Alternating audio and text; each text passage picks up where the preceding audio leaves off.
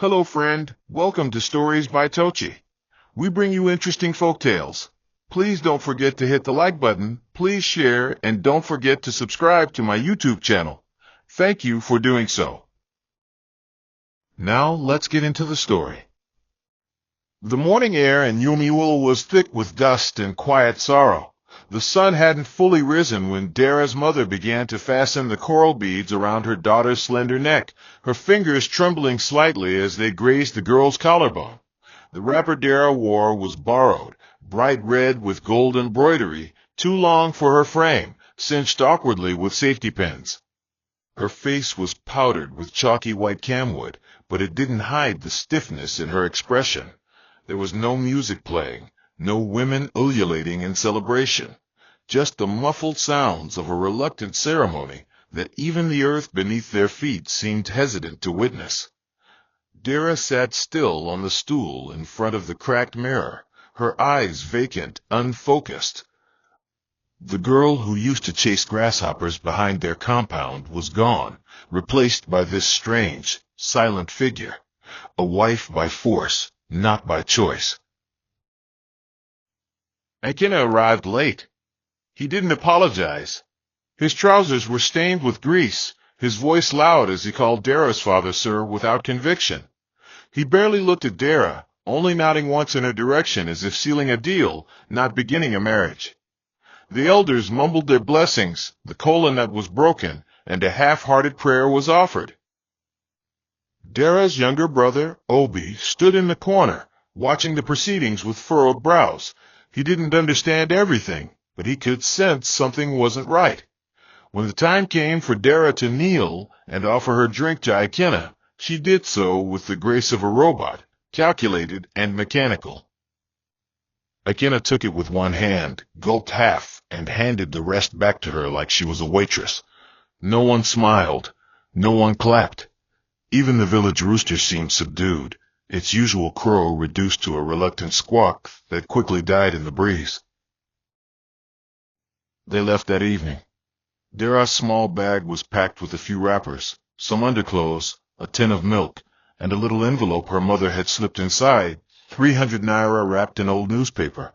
Her father, stoic and stiff, clapped her once on the shoulder and told her to be a good woman, as though she were heading into training, not a home. Her mother didn't say much, but her eyes refused to meet Dara's. At the park, Dara boarded the dusty bus that would take her to Ikena's home in the city. She sat by the window, clutching her small bag on her lap, while the vehicle roared to life. Her thoughts were a blur, but beneath her silence was a quiet scream. As the village vanished behind them, the only thing Dara could clearly feel was the weight of the beads on her neck and the bitter taste of fear rising in her throat. The city smelled nothing like Dara expected. As the bus crawled past potholes and noisy vendors, a sour mixture of exhaust fumes, dried sweat, and something like burnt rubber hung thick in the air. She pressed her face to the window, watching buildings packed tightly together, their walls stained with soot and years of neglect. When they finally arrived at Ikena's compound, a row of cramped, rusted flats with cracked verandas, he didn't help her down from the bus. He just walked ahead, expecting her to follow. Children ran barefoot through puddles of dishwater, and a radio played highlife from a nearby room. As Dara stepped inside the flat, she paused. The room was dim and cluttered. An old ceiling fan creaked overhead, blades smeared with grime. A mattress lay on the floor, sheets wrinkled and damp. Buckets, engine parts, and scattered clothes littered the corners. There were no curtains, no welcoming scent of food, just heat, noise from outside, and a silence between them that felt sharp and final. She tried to make the place feel like home. Each morning Dara swept the floor, wiped the windows, and arranged the few plastic chairs into some form of order. She cooked too, using money Ikena left behind on days he came home early, when he did at all. But no matter how much pepper she added, or how tender the yam turned out, he rarely said a word of thanks. He mostly sat, eating in silence, face buried in his phone, or already halfway out the door before she finished clearing the plates. One night, after she'd waited till 11 p.m. for him to return, he stumbled in smelling of alcohol and roasted fish, eyes glassy. "You day-form wife now, Abby?" he spat, swaying slightly. She had asked only if he was hungry. That was the first time he raised his voice, calling her too forward, village slow, and useless. He didn't hit her then, but the words clung to her like grease. The next morning, she woke early and scrubbed the floor with extra strength, as if it could erase the insult. But the change came gradually. Little things. A slammed door when she asked if he needed salt. A long silence followed by an explosion of curses when she missed his call. Then the slaps, sudden, swift, as if they required no build-up. She stopped reacting. After each one, she would retreat into herself, folding towels, washing socks, moving like a ghost through her days. One evening, a neighbor knocked on their door, pretending to borrow matches. Her eyes lingered too long on Dara's cheek. Akina laughed and shouted, "Nah, my wife, no be your business." Dara stood behind the door, breath held, wondering how much more space she had left inside her to bury the pain. Nights were the hardest. When he locked the door and snored beside her like nothing had happened, she would stare at the ceiling and listen to the creaking fan, wondering if this was what forever looked like, small, loud, and slowly breaking her from the inside out. The first sign came as a wave of dizziness while fetching water from the community tap. Dara had paused midway, clutching the yellow jerry can to steady herself, her breath caught in her throat. For days she had been unusually tired, nauseated by smells she once ignored, fried plantain, kerosene, even her own soap. She didn't tell Ikena. She wasn't sure how he'd respond, and something in her told her to keep it to herself, at least for a while. She went to the small pharmacy kiosk down the road and bought a test kit with the money she'd saved from running errands for neighbors. That night, after Ikena had fallen into a drunken sleep, Dara crept into the bathroom with trembling hands. When the second line appeared on the test strip, a strange quiet filled her chest. Not joy, not fear. Just stillness, like the air before a heavy rain.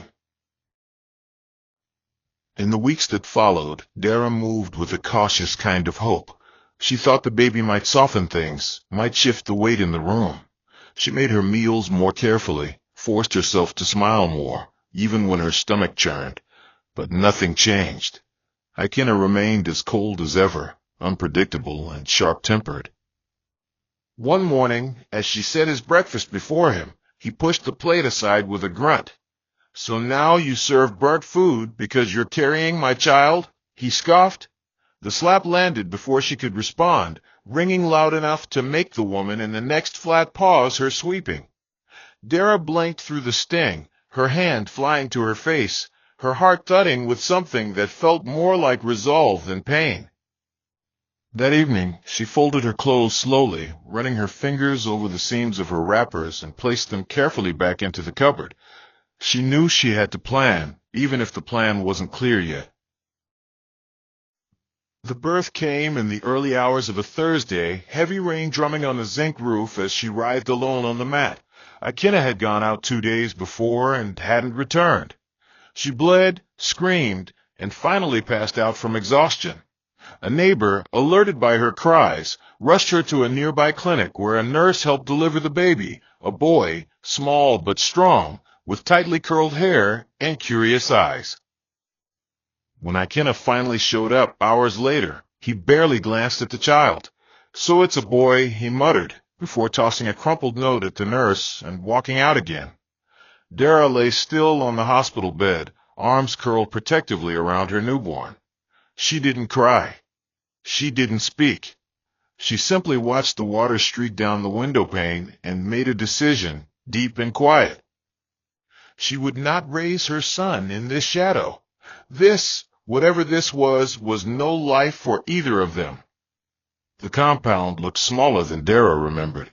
Her father's old bicycle leaned against the guava tree, rust creeping along the handlebars. A thin layer of dust coated the veranda, and the familiar smell of smoke from the backyard kitchen wrapped around her like an old wrapper. She held the baby closer, adjusting the scarf around his head as she walked slowly through the open gate. Her mother appeared at the doorway, her eyes widening in silent shock, then softening into something heavier, concern, confusion, maybe guilt. Dara didn't wait to be asked. She stepped inside, removed her slippers, and sat quietly on the edge of the wooden chair in the parlor. No words, no explanations. Only the gentle squeak of the ceiling fan above them and the sound of her baby's breathing. When her father entered minutes later, his eyes flickered briefly to the child, then to her, but he said nothing. He simply lowered himself onto the bench beside the radio and waited. Later that night, Dara finally spoke. Her voice was steady, but her hands trembled in her lap.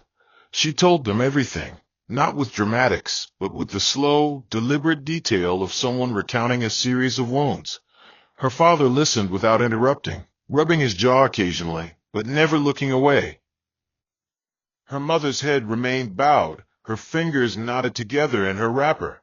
When Dara said she wanted to return to school, there was a long silence. "I don't want to be anyone's wife again," she added, her voice quieter now.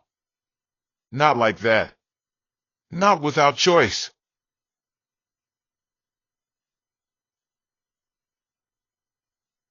Her father cleared his throat, leaned forward, and for the first time in years, addressed her gently. "Who will watch the child?" he asked. Dara met his gaze, her answer already waiting in her chest. "I saved a little," she whispered. "I can pay for some things, but I need your help. Just for now." Her mother looked up finally and gave the smallest nod, one that broke into a quiet agreement. The following morning was soft and gray, the sky hanging low with the threat of rain. Dara watched from the doorway as her mother bathed the baby in a blue basin behind the house, humming a tune she used to sing when Dara was little. Her father had gone out early to speak with the headmaster at the secondary school about enrollment options. The village moved slowly around her, children carrying books to school, a woman calling out prices at her roadside stall, goats trotting across the footpath. Dara sat with her hands wrapped around a cup of pap, thinking about the months ahead. It would not be easy. She would have to study hard, stay focused, and ignore the whispers from neighbors who would say she failed at marriage. But somewhere deep in her chest, buried beneath the ache of everything she had endured, was a flicker of something she hadn't felt in a long time, possibility. She glanced at her son, bundled and sleeping peacefully in a raffia cot, and exhaled. This was the beginning of something. Not freedom, not yet, but the path that could lead to it. The calls started a week after Dara settled into her new rhythm. She was helping her mother sort dried okra in the corridor when her father stepped out with the ringing phone. He stared at the screen for a moment before answering with a firm, low-toned greeting. Dara watched him from where she sat, fingers paused mid-sift, her body instinctively tense. It was Akina. Though she couldn't hear every word, she saw how her father's jaw tightened, how he stood straighter as he listened. After a few moments, he said, "She's safe. That's all you need to know for now," and ended the call. The silence afterward hung heavy. Her mother didn't ask, and Dara didn't offer any questions. That night, Dara lay awake on her mat, staring at the faded patterns on the ceiling, knowing it wouldn't be the last time his voice would try to reach into her peace. The next day, he called again. This time, he demanded to speak to her directly. When Dara took the phone, her hand trembled slightly, but her voice remained level. "What do you want, Akina?" she asked. His tone was a blend of anger and arrogance, like he was still entitled to answers. He didn't ask how the baby was or where she'd gone. Instead, he said, "You think you can just walk out? You have 24 hours to come back. If not, don't ever return to that house again." For a moment, Dara almost laughed. Not because it was funny, but because of how familiar the control sounded, how small he still believed she was. She didn't respond to the threat. She simply said, "Goodbye, Akinna," and handed the phone back to her father. The room remained quiet afterward. Even the chickens outside seemed to understand that something important had just ended. Over the next few weeks, word trickled in through neighbors and distant cousins that Akinna had moved on. Some said he'd found a new woman, younger, loud, always seen riding on the back of his motorbike around town. Others whispered that the girl was pregnant already.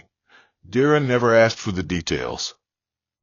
She buried herself in schoolwork, walking daily to the community library and copying notes by candlelight at night. She wrote letters to her son, tucking them beneath her mattress, promises she made to herself more than to him. The ache of missing him didn't fade, but it became bearable, softened by purpose. She often imagined what he'd look like as he grew, how he'd laugh, what stories her parents told him. And in moments of silence, she'd place her hand over her heart and whisper a quiet vow: "He will know love. He will never inherit this kind of pain." The campus was louder than Dara imagined. Even the trees seemed to hum with energy. Voices spilled out of classrooms, footsteps echoed through corridors, and the constant drone of generators filled the air each evening. It was nothing like the quiet compound back home. She stayed in one of the older hostels, also Rock, a two-story building with faded blue paint and cracked windows that whistled when the wind blew hard. Her room was small, barely wide enough for a metal bunk bed and a table, but it was hers. She shared it with another girl, Tonia, a final-year student who played loud music and laughed with her mouth wide open. At first, Dara kept to herself, tiptoeing around conversations, eating quickly in the cafeteria, and focusing solely on her books. The weight of her past still clung to her skin like sweat, and she carried herself like someone trying not to be seen. But change has a way of finding those who least expect it. It started with small gestures, a classmate offering her a seat in front during a crowded lecture, a lecturer nodding with approval after reading her essay. Then came Anthony. He was tall, with kind eyes and an effortless smile. They met during a group presentation, and while others argued over slides and speaking time, Anthony watched her carefully, waiting for her to speak. When she finally did, suggesting a better way to structure their topic, he didn't interrupt. He just nodded. After class, he walked with her back to the hostel, their conversation slow and scattered. She noticed how he didn't push, didn't pry.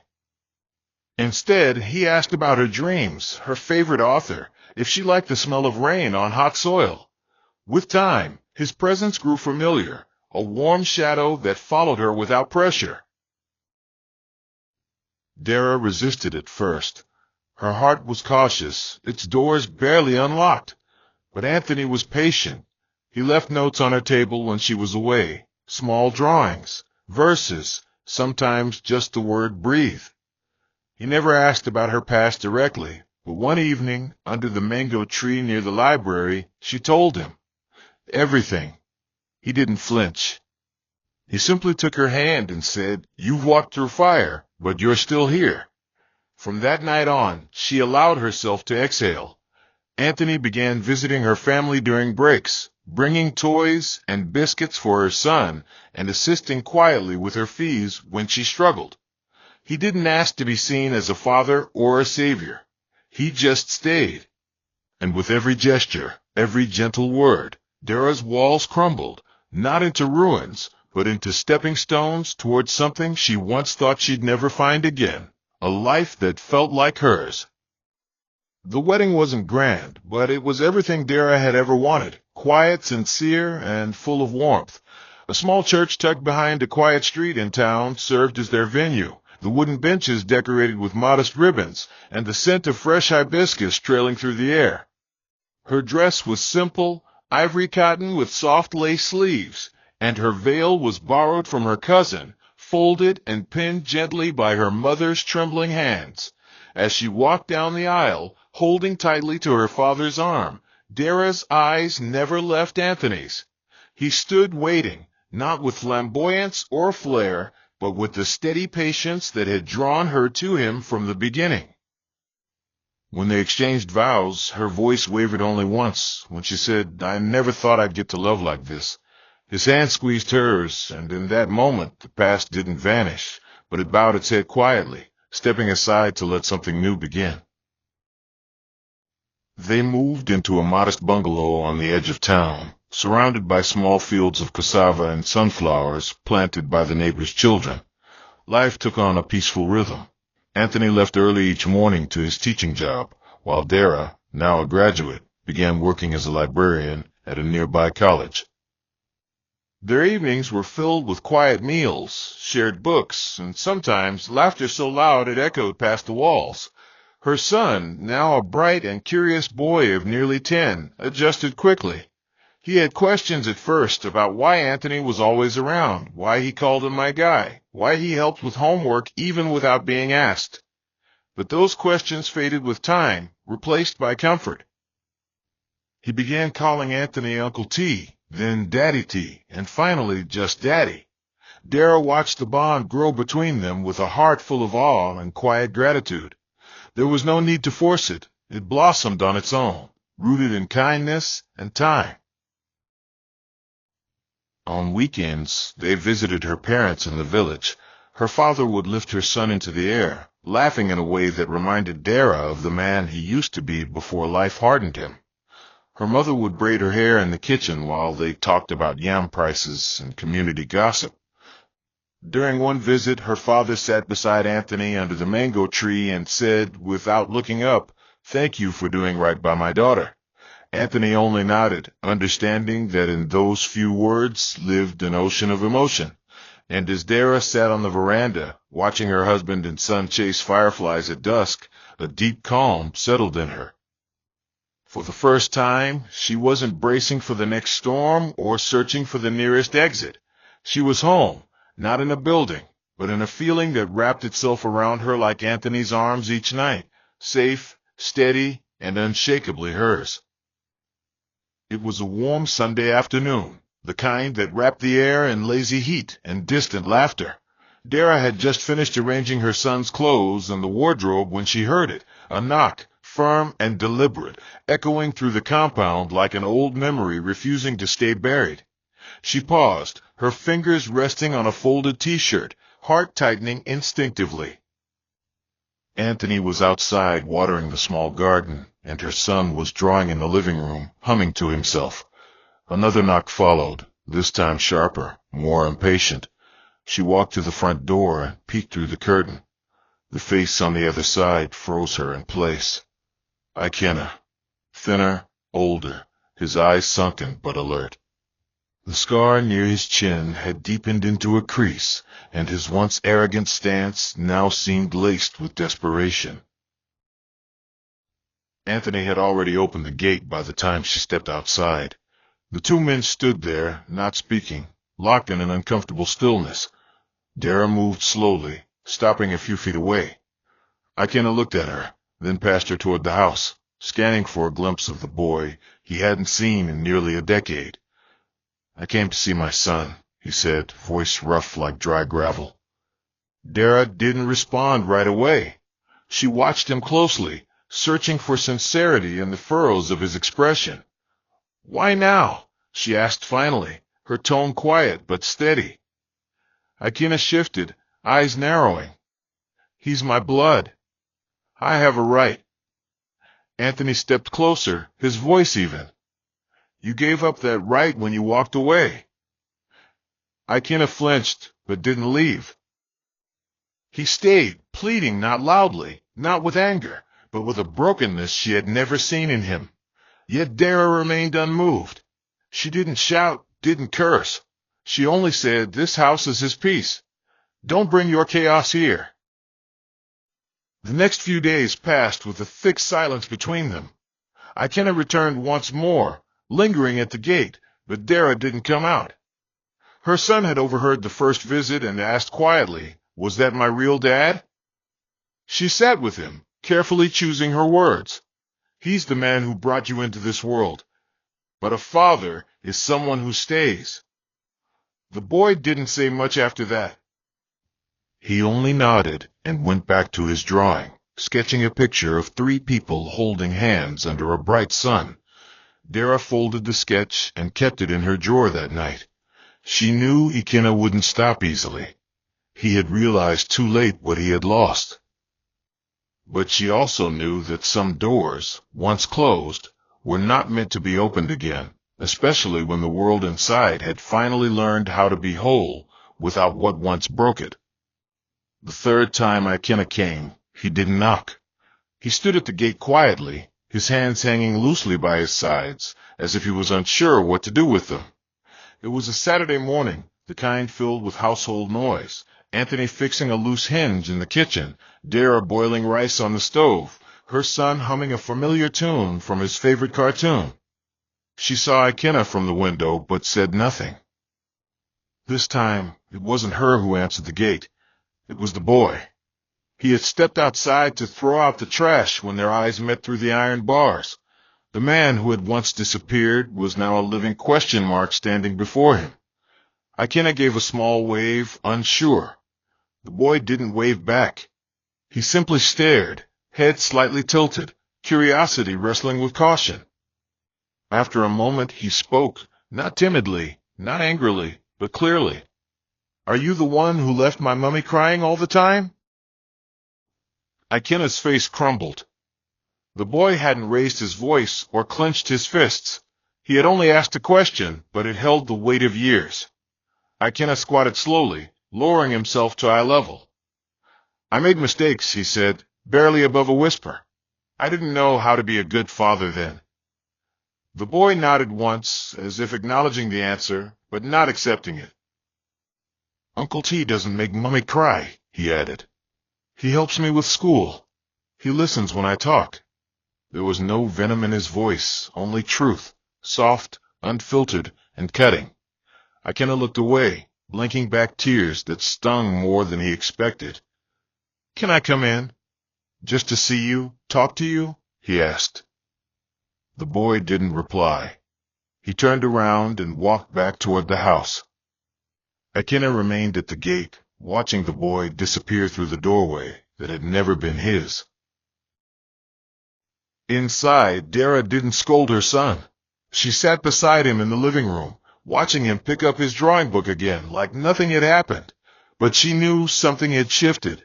He had seen the face of absence and chosen not to embrace it. That evening, she found Anthony outside, staring into the sky, his hands still dusted with paint from repairing the window frame. She leaned into him, rested her head on his shoulder. "He met him," she said. Anthony didn't move. "How did it go?" She exhaled slowly. "He asked him why he made me cry." Anthony chuckled softly, not because it was funny, but because children have a way of seeing truth without filter. Dara smiled faintly. The past had returned, yes, but her son, born in pain and raised in love, had made his choice, not from bitterness, but from wisdom. And that was a victory she would never forget. The seasons passed gently, like pages of a book turned with care. Dara found comfort in the quiet repetition of life, morning prayers muttered half asleep, the clatter of plates after dinner, the soft sigh of her son's footsteps as he grew taller and surer of himself. She no longer feared the silence between moments. It had become a place of reflection rather than dread. Her job at the college library kept her grounded, surrounded by rows of books and young voices brimming with curiosity. Students would come to her for help locating rare titles, but sometimes they stayed longer, asking about things beyond textbooks, about life, about mistakes, about hope. Dara never offered advice directly. Instead, she shared pieces of her own story gently, as though unwrapping delicate cloth. She didn't name names or dwell on pain. She simply let the truth sit between them like soft light. That survival wasn't about escape. It was about becoming. Her son grew into a quiet, thoughtful teenager. He liked music, old ones, the kind Anthony played on the dusty radio beside their bed. He walked with a confidence that came from knowing he was loved, not just raised. Sometimes he would ask Dara questions about when he was small, about the things she had gone through. She answered honestly but without bitterness, choosing words that healed rather than reopened wounds. And when he turned 16, he asked if he could visit Ikena once. Dara looked at him long, then nodded. Not because she owed Ikena anything, but because her son deserved to choose what pieces of his story he wanted to carry forward. The visit was brief. When he returned, he said little. Only that Ikena looked tired, and that he seemed sorry in a way that couldn't fix anything, but tried to. That night, he hugged Anthony longer than usual, and sat beside Dara without saying much. She didn't push. She knew some emotions lived better in silence. Years later, in the early hours of another quiet morning, Dara sat by the window of their home, now surrounded by tall trees and flowering plants Anthony had planted one rainy season. She watched the sky darken with soft clouds, the first drops of rain brushing the window pane. There was no thunder, just a gentle rhythm against the glass. Her son was away at university now, thriving, calling every Sunday. Anthony was still asleep, the sound of his breathing steady in the room behind her. Dara wrapped her shawl around her shoulders and closed her eyes. She didn't think of Ikena anymore. Not with anger, not with pain, just a distant, faded presence, like an old scar that no longer stung when touched. Her life had not been smooth, but it was hers, earned, shaped, and slowly rebuilt from the ashes of what once tried to destroy her. As the rain fell, she smiled, not because everything was perfect, but because it was enough. And sometimes, enough was the most beautiful thing of all. Hope you enjoyed this interesting story. Please don't forget to like, share, and subscribe to my channel. See you again in my next story.